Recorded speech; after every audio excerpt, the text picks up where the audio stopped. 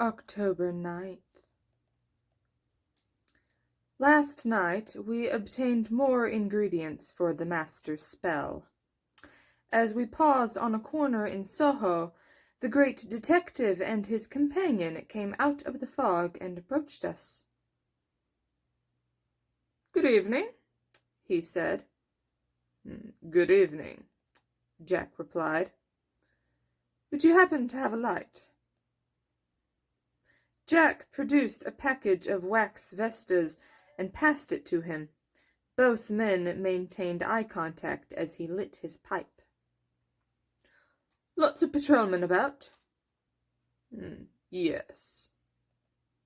"Something's afoot, I dare say." "I suppose so." "It involves those killings, most likely." "Yes, I'd say you're right." He returned the matches. The man had a strange way of regarding one's face, one's clothing, one's boots, and of listening. As a watchdog, I could appreciate the mode of total attentiveness he assumed. It was not a normal human attitude. It was as if his entire being were concentrated in the moment, sensitive to every scrap of intelligence our encounter furnished. "I've seen you about here other evenings." "And I've seen you." "Likely we'll meet again." "You may be right." "In the meantime, take care. It's become dangerous." "Watch out for yourself also." "Oh, I will. Good night." "Good night." I had refrained from growling lightly for effect, though the thought had passed through my mind. I listened to their footsteps long after they had gone from sight. "Snuff," Jack said. "Remember that man." Somewhere on the long, long walk home, an owl passed us, riding the chill breezes on motionless wings. I could not tell whether it was night wind. There were rats all about the bridge, and I did not know whether Bubo was one of them. Stars swam in the Thames, and the air was full of dirty smells. I kept pace with Jack's long strides while investigating every sleeping street person huddled in every shelter along our way. I felt at times as if we were being followed, but could discover no reason for my apprehension. It could well be that our mere progress through October was in itself sufficient to produce anxiety. Things, of course, would continue to worsen before they got better, if they were to ever get better again. "Ah, Jack," came a voice from our left. "Good evening." Jack halted and turned, his hand near to the place where his knife was concealed. Larry Talbot stepped out of the shadows, touching the brim of his hat. "Mr. Talbot," Jack began. "Larry, please." That's right, you're American. Larry, good evening. What are you doing out so late?" "Walking. It seemed a good night for it. I tend to insomnia." "You were in town, perhaps?" "Yes." "So was I. I met the great detective himself and his friend. He stopped to ask me for a light." "Oh?" Larry glanced at his palm, seemed reassured of something, went on. "I got the impression he's involved in the investigation of the recent slayings, of which I understand there was another tonight. You hear anything about it?" "No." "Cautioned me to watch my step. I guess that's good advice for all of us, though." Did he give the impression he had any real clues? Larry shook his head. He's a hard man to read. His partner mentioned something about dogs, though. Interesting. I'll walk you part way back, if I may. Surely. 8 days more till the death of the moon, Jack said after a time.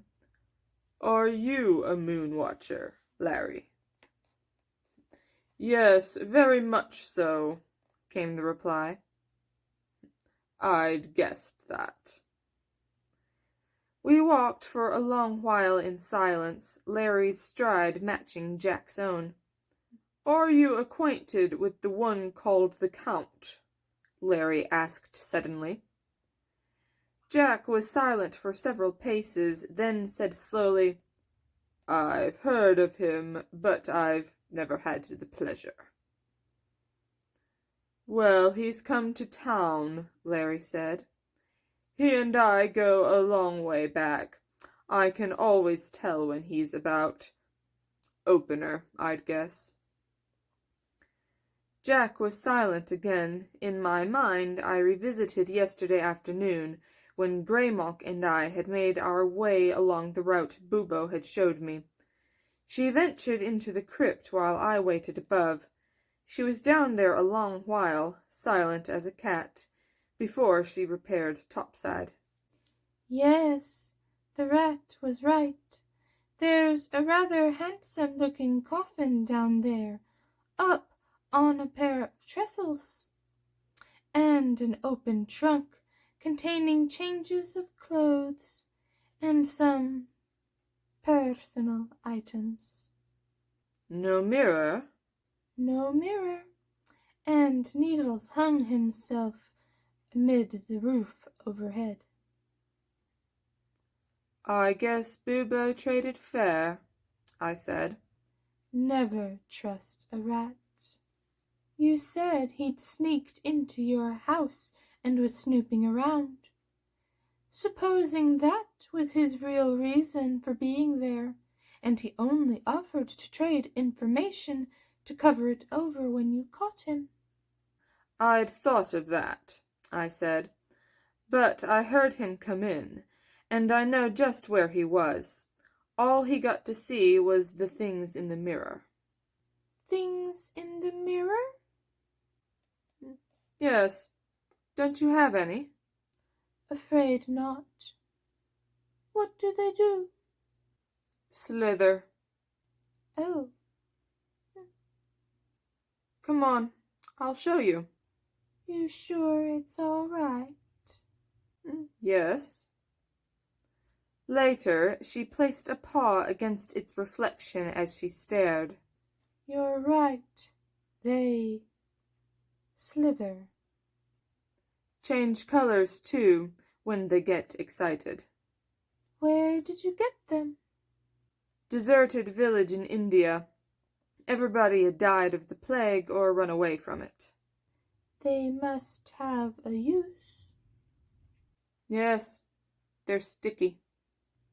Oh.